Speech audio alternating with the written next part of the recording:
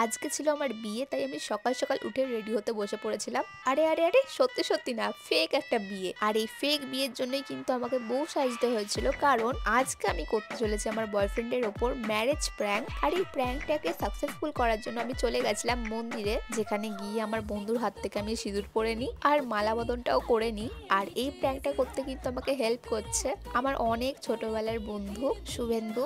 আর আমরা দুজন অনেকটাই কিন্তু ক্লোজ, তাই সৌরভকে বোকা বানানোর সম্ভাবনাটা একটু বেশি রয়েছে। মন্দিরটা কিন্তু অনেকটা বড় জায়গা নিয়ে, তাই আমি আমার দুই ক্যামেরা উম্যানকে গাছের পেছনে লুকিয়ে দিই ক্যামেরা দিয়ে, আর ওয়েট করতে থাকি সৌরভের আসার। কারণ আমার বন্ধু সৌরভকে ফোন করে অলরেডি জানিয়ে দিয়েছিল যে আমি বিয়ে করে নিয়েছি।